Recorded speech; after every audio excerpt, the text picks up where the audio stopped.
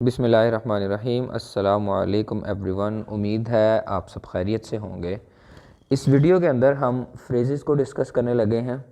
हम डिटेल के अंदर हर फ्रेज़ की टाइप को डिस्कस करेंगे, लेकिन टाइप्स पे जाने से पहले जो फ्रेज़ बेसिक इसकी डेफिनेशन है वो समझ लेते हैं कि फ्रेज़ इटसेल्फ होता क्या है। उसकी डेफिनेशन होती है a phrase is a group of words that does not have a subject and predicate of its own. यानी दो या दो से ज़्यादा वर्ड्स होंगे लेकिन उनका अपना अलग से सब्जेक्ट और प्रेडिकेट नहीं होगा।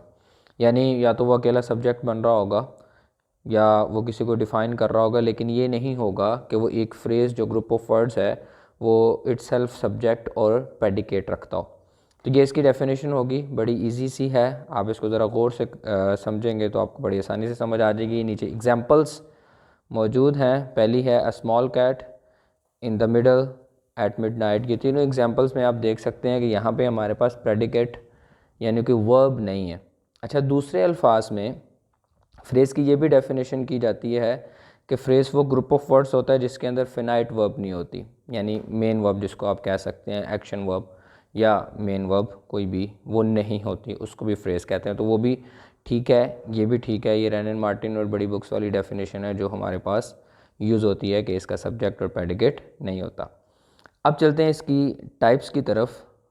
टाइप्स शुरू करने से पहले मैं आपको एक चीज़ बता दूं कि जो इसकी फ्रेज़ की टाइप्स होती हैं वो मेन तीन हैं: adjective, adverb and noun phrase. बाकी इसके अलावा जितनी भी हैं, चाहे वो प्रपोजिशनल फ्रेज़ है, अपोजिटिव फ्रेज़ है, चाहे वो जेरेंट फ्रेज़ है, चाहे वो पार्टिसिपल फ्रेज़ है, वो सारे के सारे इन्हीं तीन के अंदर वापस आके मर्ज हो जाएंगे। आप वीडियो को एंड तक ज़रूर देखें और स्टेप बाय स्टेप देखें, तो मैं आपको इन तीनों को समझाने के बाद एंड पे उनकी एग्जांपल्स दूंगा और इसी में बाद में आपको मर्ज करके दिखाऊंगा और आपको समझ आ जाएगी कि बेसिक सिर्फ ये तीन टाइप्स होंगी फ्रेजेस की। अभी मैं इसलिए नहीं बता सकता बिकॉज आपको अभी समझ नहीं आएगी, बिकॉज जब आप ये बेसिक तीन नहीं समझेंगे तो वो वाली भी आपको समझ नहीं आने वाली। So let's start with the very first one जो कि है एडजेक्टिव फ्रेज़। पहले इसकी डेफिनेशन देख लेते हैं। ये it's a phrase that does the work of an adjective. मानी क्या करेगा वर्क, एडजेक्टिव का वर्क क्या होता है वो किसी नाउन को या प्रोनाउन को डिफ़ाइन करता है। अब इसका काम भी यही होगा कि ये किसी नाउन का या प्रोनाउन को डिफ़ाइन कर रहा होगा। अच्छा, अब भी एग्जांपल्स पे जाने से पहले ये देख लें कि फ्रेज़ बनता कैसे है। जो मैंने नीचे लिखा हुआ है फॉर्मेशन ऑफ एडजेक्टिव फ्रेजेस, वो ये है कि adjective phrases are often formed with participles. यानी पार्टिसिपल के साथ ये बनता है, पार्टिसिपल होगा और इसके साथ कुछ और वर्ड्स होंगे, या preposition along with their objects, या ये जो एडजेक्टिव फ्रेज़ है वो प्रपोजिशन और साथ में उसका ऑब्जेक्ट, ये पूरा मिल के जो है वो एडजेक्टिव फ्रेज़ का काम करता है। यानी प्रपोजिशन होगी, साथ में उसका ऑब्जेक्ट होगा, दोनों ये मिलेंगे और फिर किसी नाउन या प्रोनाउन को डिफ़ाइन कर रहे होंगे। इसी तरह पार्टिसिपल भी होगा कि participle along with other words क्या करेगा, किसी नाउन या प्रोनाउन को डिफ़ाइन कर रहा होगा। So let's go with the examples. अब आपको समझ आ जाएगी क्या है क्या। जैसे फर्स्ट एग्जांपल है he is a man of honour. Of honour, यहाँ पे हमारे पास देखें प्रपोजिशन भी है और साथ में इसका ऑब्जेक्ट ऑनर भी मौजूद है। तो ऑफ ऑनर पूरा एडजेक्टिव यानी फ्रेज़ है और ये आप देख रहे हैं प्रपोजिशन है, साथ में ऑब्जेक्ट है, ये डिफ़ाइन कर रहा है मैन को। इसी तरह दूसरी एग्जांपल है this is an example of N adjective phrase. अब यहाँ पे फिर ऑफ के साथ है, ऑफ एन एडजेक्टिव फ्रेज़, ये प्रपोजिशन साथ में एन एडजेक्टिव फ्रेज़, इसका ऑब्जेक्ट मिल के फंक्शन कर रहा है एडजेक्टिव फ्रेज़ का और ये डिफ़ाइन कर रहा है किसको, एग्जाम्पल को। यहाँ पे एक बात याद रखिएगा कि जब भी आप ग्रामर के अंदर किसी भी टाइप को, किसी भी फंक्शन को, किसी भी चीज़ को पढ़ते हैं, कोई भी रूल पढ़ते हैं, तो उसकी प्रैक्टिकल एग्जांपल आपको पता होना ज़रूरी है। हम एग्जांपल्स को रट तो लेते हैं लेकिन हमें ये नहीं पता होता कि कौन सी टर्मिनोलॉजी यहाँ पे क्यों यूज़ हो रही है और कैसे यूज़ हो रही है। तो आपको ये यहाँ पे हर एग्जांपल में पता होने ज़रूरी है कि एडजेक्टिव फ्रेज़ किस नाउन को या प्रोनाउन को डिफ़ाइन कर रहा है, तो फिर आगे आपको कभी मसला नहीं होगा। तीसरी एग्जांपल है I saw him parking his car. अब देखें यहाँ पे हमने डेफिनेशन जो की थी वो ये थी कि ये एडजेक्टिव फ्रेज जो होता है वो नाउन या प्रोनाउन दोनों में से किसी एक को डिफ़ाइन कर रहा होता है। यहाँ पे हमारे पास हिम प्रोनाउन है जिसको पार्किंग हिज कार डिफ़ाइन कर रहा है। ठीक है, पार्किंग पार्टिसिपल है, वो अपने हिज कार के साथ मिलके हिम को डिफ़ाइन कर रहा है। तो आपको ये दूसरी जो हमने फॉर्मेशन में दूसरी चीज़ पढ़ी थी वो भी यहाँ पे पूरी होती है, सादिक होती नज़र आ रही है आपको कि ये किसी प्रोनाउन को भी डिफ़ाइन करता है, नंबर 1। नंबर 2, ये पार्टिसिपल के साथ भी एडजेक्टिव फ्रेज बन सकता है, फॉर्म हो सकता है। Number 4, he is a leader full of courage and hope. वो कैसा लीडर है? जो full of courage and hope है। अब फुल आपको पता है, full of courage and hope, ये पूरा जो है ये फ्रेज बन रहा है एडजेक्टिव जो कि डिफ़ाइन कर रहा है किसको? लीडर को। Number 5, we should follow the path of the holy prophet सल्लल्लाहु अलैहि वसल्लम। अब यहाँ पे ऑफ द होली प्रॉफिट सल्लल्लाहु अलैहि वसल्लम हमारे पास एडजेक्टिव फ्रेज है। क्यों ये एडजेक्टिव फ्रेज है? बिकॉज ये पाथ को डिफ़ाइन कर रही है। पाथ हमारे पास नाउन है और उसको डिफ़ाइन करने की वजह से आगे जो ऑफ द होली प्रॉफिट सल्लल्लाहु अलैहि वसल्लम है इसको हम क्या बोलेंगे? Adjective phrase. उम्मीद है आपको ये वाला समझ आ गया होगा। अगर फिर भी डाउट्स हैं तो प्लीज़ एग्जाम्पल्स को ज़रा गौर से फिर पढ़ें ताकि आपको सारा अच्छी तरह ईज़िली समझ आ जाए। अच्छा जी, नंबर 2, दूसरी टाइप हमारे पास जो है फ्रेज़ की वो है एडवर्ब फ्रेज़। एडवर्ब फ्रेज़ क्या होगा? सिंपल डेफिनेशन आप सिंपल अल्फाज में कर सकते हैं कि a phrase that does the work of an adverb. अब इसका वर्क क्या होता है? That is to modify a verb, an adjective और एन अदर एडवर्ब। ये तीनों हम एडवर्ब की डेफिनेशन में भी पढ़ते हैं, तीनों चीज़ें कि एडवर्ब कहलाता ही वो होता है जो किसी वर्ब को डिफ़ाइन करे या किसी एडजेक्टिव को डिफ़ाइन करे या किसी और एडवर्ब को डिफ़ाइन करे। तो एडवर्ब फ्रेज़ भी सेम फंक्शन जो है वो अंजाम देगा सेंटेंसेस में। अब तीनों एग्जांपल्स मैंने लिखी हुई हैं तरतीब के साथ। पहली वाली है he lives in the middle of the city. यहाँ पे in the middle of the city जो है ये लिव्स को एक समझ कह लें कि डिफ़ाइन कर रहा है, उसकी प्लेस बता रहा है, तो ये एडवर्ब फ्रेज़ है। ये यहाँ पे एडवर्ब फ्रेज़ बनेगा किस वजह से? लिव्स को डिफ़ाइन करने की वजह से या डिस्क्राइब करने की वजह से या मॉडिफाई करने की वजह से, जो कि हमारे पास वर्ब है। दूसरी एग्जांपल जो हमारे पास है वो है एडजेक्टिव को डिफ़ाइन करने वाली, वो है apples are good for health. अब गुड हमारे पास एडजेक्टिव है, फॉर हेल्थ जो है ये इस गुड को डिफ़ाइन करने की वजह से एडवर्ब फ्रेज़ है। ठीक है, दूसरी चीज़ भी पूरी हो गई। और तीसरी हमारे पास जो स्टेटमेंट थी इस डेफिनेशन के अंदर वो है कि ये किसी और एडवर्ब को डिफ़ाइन करेगा। तो आप तीसरी एग्जांपल देखिए, इसमें I have done well on the whole. अब यहाँ पे I have done well, well हमारे पास एडवर्ब फ्रेज़ है। ये क्यों एडवर्ब फ्रेज़ है? बिकॉज ये डन को डिफ़ाइन कर रहा है, उसको मॉडिफाई कर रहा है, कैसे काम किया उसने, अच्छा किया, ऑन द होल। फिर आगे हमारे पास आ गया on the whole. On the whole हमारे पास एडवर्ब फ्रेज़ होगा किसको डिफ़ाइन करने की वजह से? वेल को डिफ़ाइन करने की वजह से, जो कि ऑलरेडी एक एडवर्ब है। तो अब आपको तीनों मुझे उम्मीद है कि तीनों चीज़ें आपको, तीनों जो स्टेटमेंट्स हैं वो पूरी हो गई होंगी और आपको समझ आ गई होंगी। प्लीज़ इसको गौर से देखें, फिर आगे हम एग्जांपल्स और भी कर रहे हैं। अच्छा जी, और एग्जांपल्स जो एडवर्ब फ्रेज़ की हमारे पास हैं वो है, सबसे पहले जो नंबर 1 पे है वो है जी, lies are written on your face. अब यहाँ पे ऑन योर फेस हमारे पास एडवर्ब फ्रेज़ है जो कि प्लेस बता रहा है रिटन की, तो वर्ब को डिफ़ाइन करने की वजह से ये एडवर्ब फ्रेज़ होगा। Number 2, he fought with bravery. With bravery यहाँ पे एडवर्ब फ्रेज़ है और आपको समझ आ रही है, फॉट को डिफ़ाइन कर रहा है कि वो मैनर को बता रहा है कि किस तरह वो लड़ा। Number 3, he answers all the questions with honesty. तो विद ऑनेस्टी अगेन जो है ये क्या बन जाएगा? एडवर्ब फ्रेज़ बन जाएगा जो कि डिफ़ाइन कर रहा होगा किसको? आंसर्स को। Number 4, let's sit here for a while. For a while हमारे पास अगेन एडवर्ब फ्रेज़ है जो कि टाइम आप कह सकते हैं बता रहा है। सिट को डिफ़ाइन करने की वजह से एडवर्ब बन जाएगा और टाइम बता रहा होगा। अच्छा जी, नंबर लास्ट एग्जांपल है the machine started with a loud murmur. तो विद अ लाउड मर्मर ये हमारे पास क्या होगा? अगेन एडवर्ब फ्रेज़ होगा जो कि डिफ़ाइन कर रहा होगा, मॉडिफाई कर रहा होगा वर्ब स्टार्टेड को। होप आपको एग्जांपल सारी समझ आ गई होंगी। अब आगे चलते हैं हम नाउन फ्रेज़ की तरफ। अच्छा जी, नाउन फ्रेज़ क्या होता है? वो फ्रेज़ जो कि काम करता है किसका? नाउन का। सिंपल सी डेफिनेशन आपके सामने लिखी हुई है एक लाइन में, आप इसको ही जो है वो ऐसे आसान अल्फाज में देख सकते हैं, याद कर सकते हैं। अब इसमें अगेन जो मेन चीज़ है, डेफिनेशन हम इजीली कर लेते हैं, हमें एग्जांपल्स भी याद होती हैं लेकिन पता नहीं होता कि उनका फंक्शन कैसे है। तो आपको यहाँ पे फंक्शन समझना है बड़े गौर से, तो फिर आपको कभी मसला नहीं होगा आइंदा फ्रेजेस को डिफ़ाइन करने में।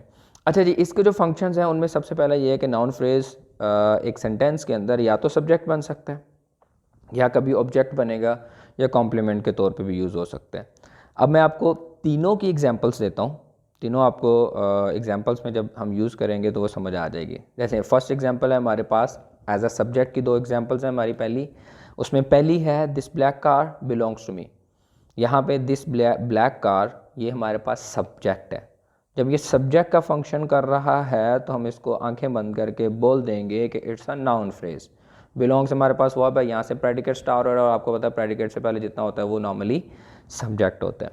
नंबर 2, ये दूसरी एग्जांपल मैंने रेनर मार्टिन से उठाई है और ये बड़ी अच्छी एग्जांपल थी, एक लंबी लाइन है तो that's why I wrote it here कि आपको इसका भी समझ आ जाए कि इस तरह की एग्जांपल्स भी आ सकती हैं। Standing about in a cold wet wind did me no good. Did हमारे पास वर्ब है, यहाँ से हमारा प्रेडिकेट स्टार हो रहा है, डू की सेकंड फॉर्म ये यूज़ हो रही है, तो यहाँ से प्रेडिकेट है। इससे पहले पहले जो अंडरलाइन है ये सारा का सारा सब्जेक्ट है। जब ये पूरा देखें, इसमें एक बार याद रखें इतनी लंबी लाइन है लेकिन यहाँ पे अलग से फिनाइट वर्ब मौजूद नहीं है, तो that's why you can not से कि इट्स अ क्लॉज, ये फ्रेज़ ही होगा। अब फ्रेज़ में फिर कौन सी टाइप होगी, तो हम इसके फंक्शन की तरफ चले जाएंगे। यहाँ पे फंक्शन इसका क्या है, सब्जेक्ट होना। तो जब ये सब्जेक्ट है तो आप क्या कहेंगे इसको कि ये नाउन फ्रेज़ है, आपको कोई और चीज़ सोचने की ज़रूरत ही नहीं है। Let's go to another one, जो कि हमारा सेकंड फंक्शन है, वो है as an object. A noun phrase can be use as an object in a sentence. अब दो एग्जांपल्स वो वाली हैं जो जिसमें ये ऑब्जेक्ट होगा। For example, she likes the white cats, उसको चिट्टी बिल्लियाँ पसंद हैं। अब द वाइट कैट्स हमारे पास क्या हो जाएगा, नाउन फ्रेज होगा, लेकिन यहाँ पे इसके नाउन फ्रेज होने की वजह और है, वो क्या है, इसका फंक्शन चेंज होना, और फंक्शन यहाँ पे क्या है, ऑब्जेक्ट है। जिस चीज़ को आप पसंद करते हैं वो ऑब्जेक्ट होती है। इसी तरह दूसरी एग्जांपल है ऑब्जेक्ट में, she hates to do such rubbish. अब टू डू सच रबिश जो है वो नाउन फ्रेज है। क्यों? क्योंकि वो जो शी है वो इससे नफ़रत करती है, और जिससे आप नफ़रत करते हैं वो ऑब्जेक्ट होता है। तो हेट्स हमारे पास वर्ब है, टू डू सच रबिश हमारे पास फ्रेज़ थी, और फ्रेज़ में ये नाउन फ्रेज़ है। क्यों? क्योंकि यहाँ पे ये ऑब्जेक्ट के तौर पे यूज़ हो रहे हैं। अच्छा जी, तीसरा हमने फंक्शन पढ़ा था कि ये एज अ कॉम्प्लीमेंट भी यूज़ हो सकता है नाउन फ्रेज़ एक सेंटेंस में। अब ये चार एग्जांपल्स आपके सामने हैं। पहली वाली है he is a smart boy.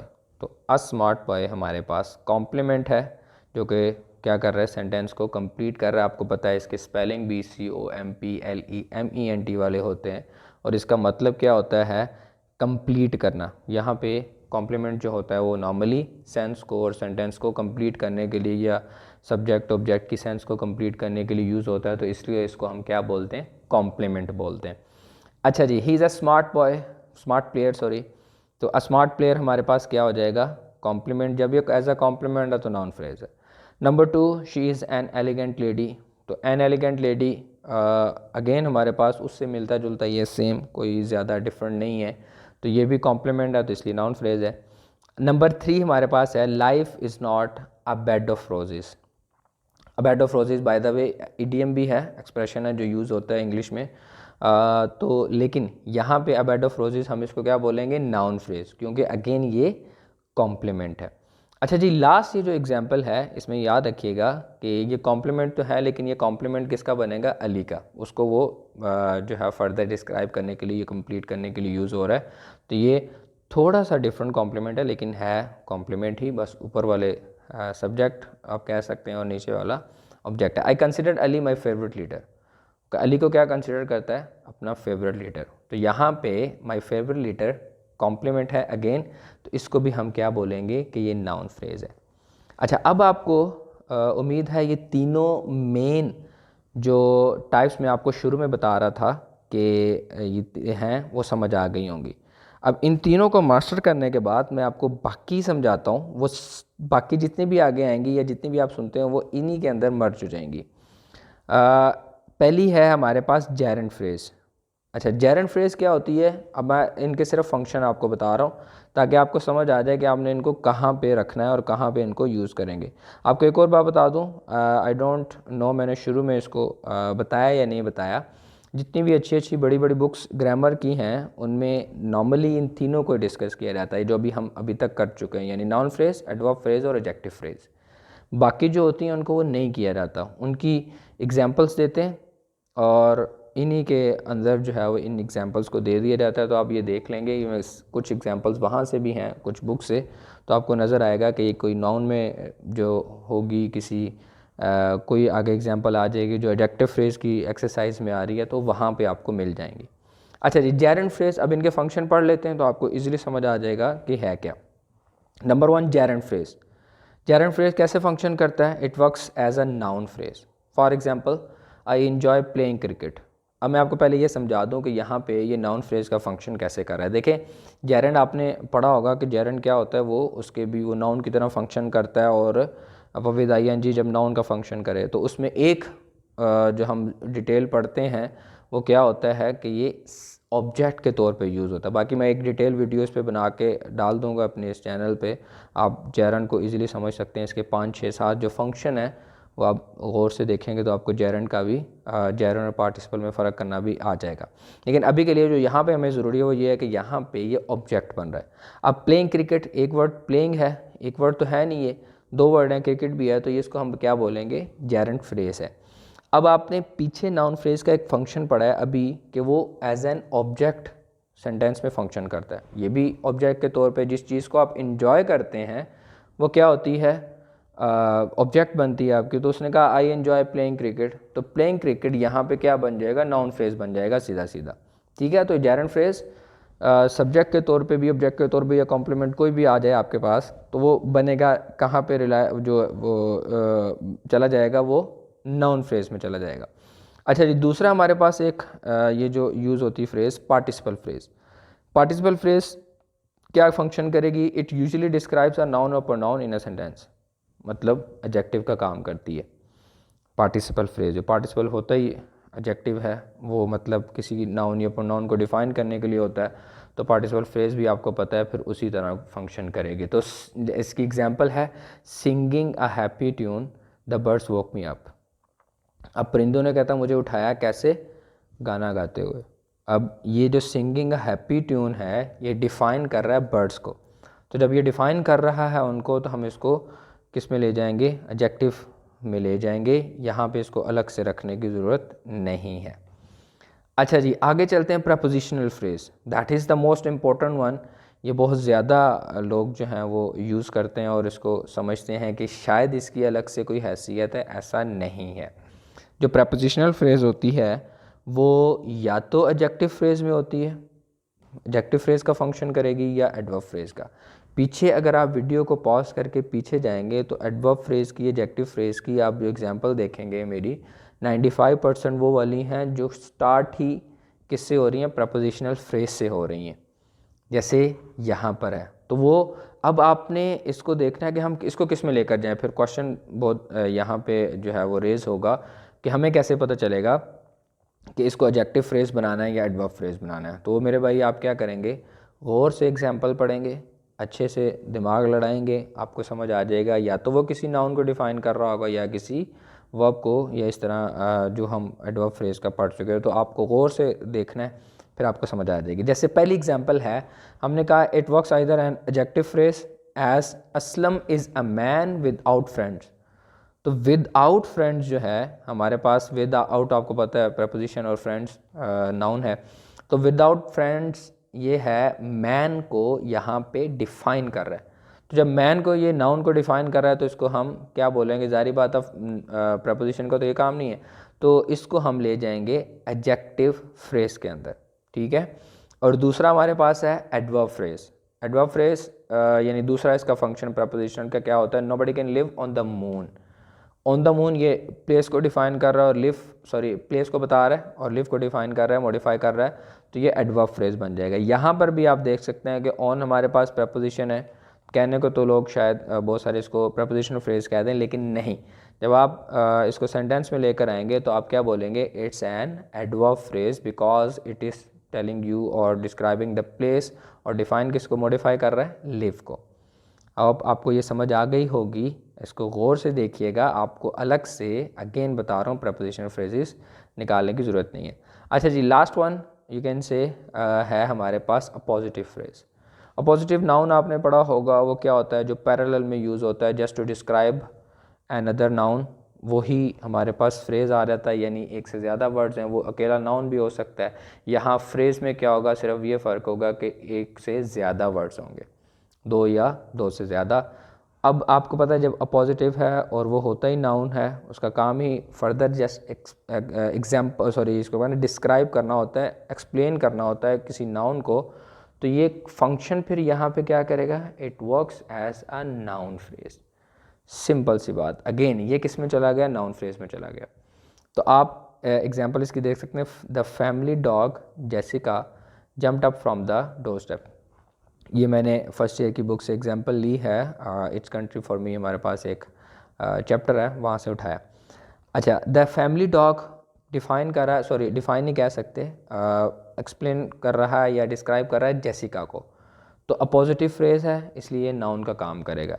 और दूसरी बात मैं आपको समझा दूँ कि ये जो एडपोजिटिव फ्रेज़ है ये उस नाउन के बाद में भी यूज़ हो सकता है, यानी आप कह सकते हैं Jessica the family dog jumped up from the door step. अब देखें बाद में हो नाउन से या पहले हो, दोनों सूरतों में ये क्या कर रहा है, उसके बारे में आपको इन्फॉर्मेशन प्रोवाइड करता है। ठीक है, उम्मीद है आपको सारी चीज़ें समझ आ गई होंगी। आपने देख लिया होगा कि मेन हमारे पास कितनी हैं, 3 हैं। उसके बाद जो बाकी हैं वो या तो जैसे अपोजिटिव है या जेरेंट है वो नाउन में चला जाएगा, प्रपोजिशनल फ्रेज़ या एडजेक्टिव में चले जाएगी या एडवर्ब फ्रेज़ में चली जाएगी, और पार्टिसिपल फ्रेज़ किसका काम करेगी, हमारे पास एडजेक्टिव का काम करेगी। होप आपको समझ आया होगा। और दूसरी बात एंड पे मैं आपको बताता चलूँ कि इसकी रैनन मार्टिन की जो एक्सरसाइजेज हैं फ्रेजेस की, वो मैंने सॉल्व करके अपने इधर चैनल पे डाली हुई, अपलोड की हुई हैं। आप अगर प्रैक्टिस करना चाहते हैं तो आप वहाँ से देख सकते हैं, मैं लिंक भी डिस्क्रिप्शन में डाल दूँगा, आपके लिए इजी हो जाएगा। But before you watch any video, any book, आप उसको यूज़ करते हैं, सबसे पहले ख़ुद कोशिश करें। Please be independent, do it on your own. अगर आप ख़ुद कर सकते हैं तो इसका मतलब ये है कि असल फ़ायदा वो है, वरना कॉपी पेस्ट दुनिया में बहुत सारे लोग करते हैं। थैंक यू, अस्सलामु अलैकुम।